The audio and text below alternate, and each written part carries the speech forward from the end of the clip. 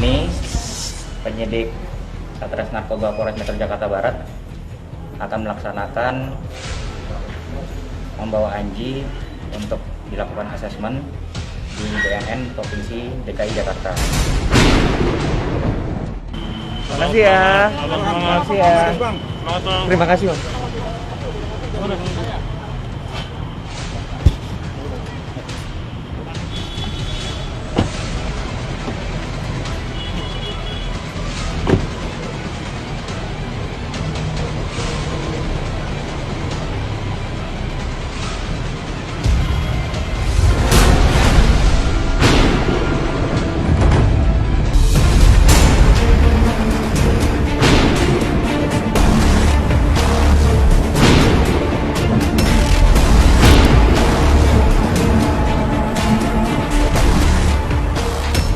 Namanya muncul untuk pertama kalinya di panggung hiburan tanah air, Erdian Hadi Prihartanto alias Anji dikenal sebagai salah satu musisi top di negeri ini.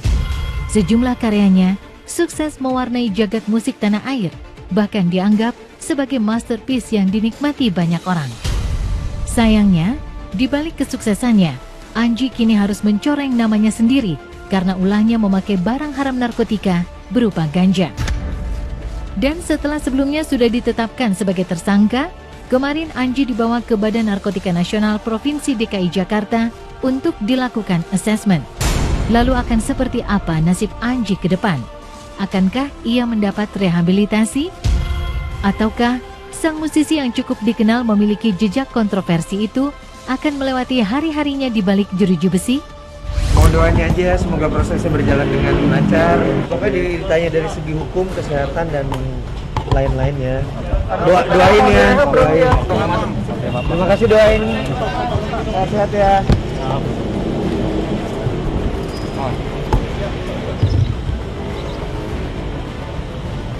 Bagaimana diketahui sebelumnya, pihak keluarga telah mengajukan permohonan untuk dilakukan asesmen terkait dengan penyalahgunaan narkotika yang dilakukan oleh saudara Anji.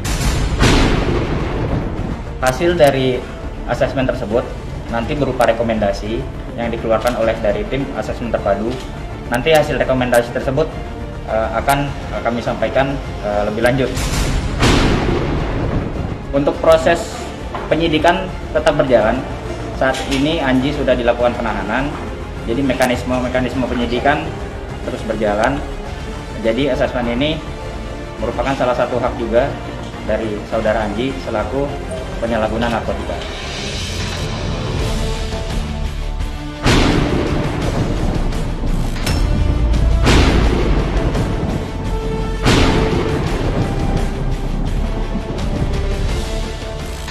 Dari hasil pemeriksaan, Anji sendiri mengaku baru menggunakan ganja sejak bulan September 2020.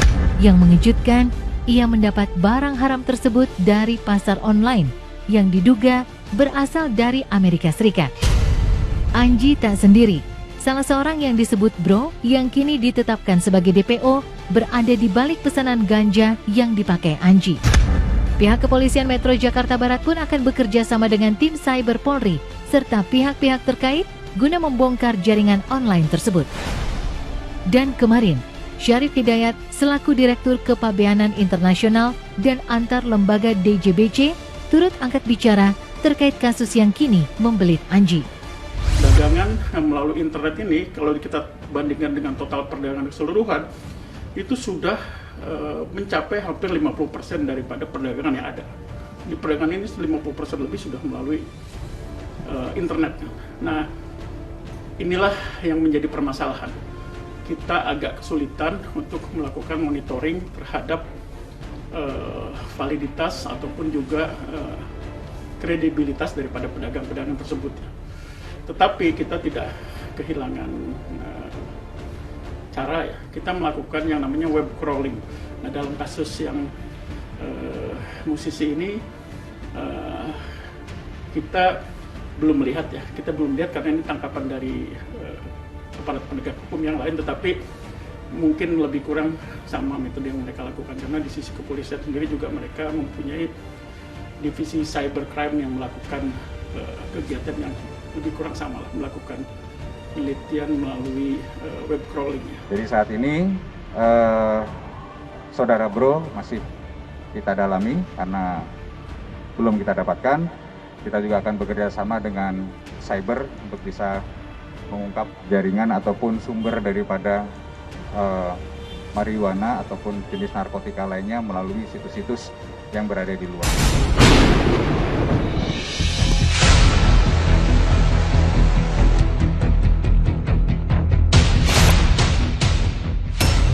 Jauh sebelum tertangkap karena narkotika, kontroversi Anji sempat menjadi sorotan publik. Masih melekat dalam ingatan, tahun 2009 silam, Anji menjadi sosok misterius di balik kehamilan Sheila Marcia.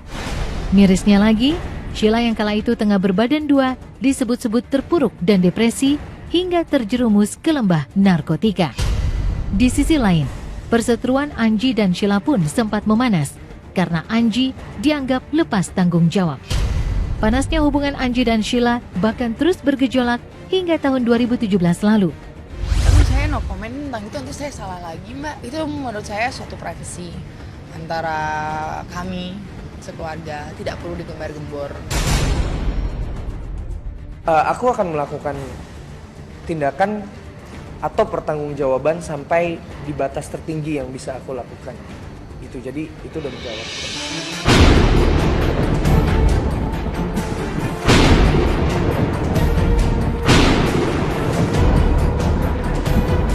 Kontroversi lain yang sempat ditebar Anji, yakni saat dirinya harus berurusan dengan hukum karena dianggap menebar informasi sesat terkait obat antibodi COVID-19.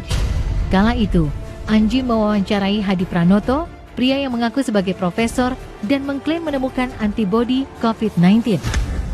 Tak cukup sampai di situ, di tahun yang sama, Anji juga menggegerkan publik ketika mengomentari foto jenazah COVID-19 yang dianggap hanya kiriman buzzer. Sepak terjang Anji itu pun membuat sejumlah pihak geram hingga melaporkannya ke pihak berwajib. Saya Anji ingin meminta maaf kepada semua pihak karena kegaduhan yang terjadi. Perihal tersebut, saya akan menjelaskan beberapa hal. Pertama, saya belum mengenal Bapak Hadi Pranoto sebelumnya.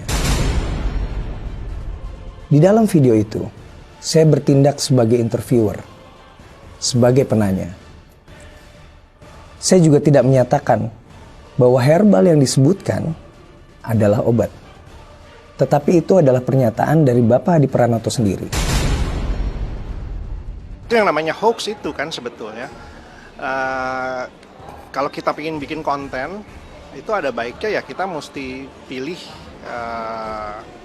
sumber yang benar-benar kredibel. Topiknya kan sensitif ya. Ini ada informasi di mana orang-orang jadi salah mengerti, jadi misleading.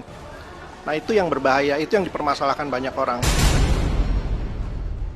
Ya biarlah hukum yang berjalan, tapi kalau buat saya sih, kan saya juga ada di ada di dalam masalah yang sama kan.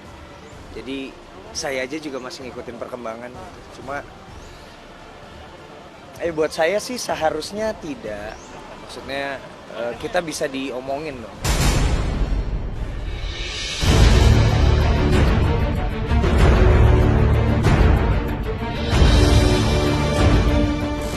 Kini dengan tangan terborgol dan memakai baju tahanan, Anji hanya bisa menunduk meratapi nasibnya.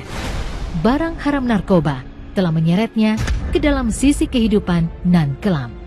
Saya Anji ingin menyampaikan pertama ucapan permintaan maaf kepada keluarga, kerabat, sahabat, saudara, rekan-rekan kerja, pihak-pihak yang percaya kepada saya, dan juga seluruh masyarakat Indonesia yang kecewa atas kejadian ini. Kepada tersangka kita tetapkan pasal 111, pasal 127 Undang-Undang Republik Indonesia nomor 35 tahun 2009 tentang narkotika. Ancamannya 4-12 tahun. Saya berharap semoga kejadian ini bisa menjadi pelajaran untuk diri saya sendiri dan juga seluruh masyarakat Indonesia untuk tidak melanggar aturan apapun dengan alasan apapun. Dan kemudian saya juga mengucapkan terima kasih kepada satuan narkoba dari Polres Jakarta Barat yang sejak proses penangkapan hingga hari ini sudah sangat memperlakukan saya dengan baik, dan saya akan menjalani proses hukum ini dengan sebaik-baiknya menurut aturan yang ada. Lucky Alamsyah akhirnya memenuhi panggilan polisi pasca dilaporkan Roy Suryo. Sebelumnya, Lucky Alamsyah dan Roy Suryo terlibat insiden di jalan hingga mobil keduanya bersenggolan. Lalu benarkah Lucky Alamsyah akan dijadikan sebagai tersangka? Sesaat lagi tetaplah di Hot Issue Pagi. Saya kurang ingat, mungkin bisa jadi. Setelah ini mungkin ada mediasi, Bang? Ada mediasi permintaan maaf gitu? Nanti kita lihat aja prosesnya nanti.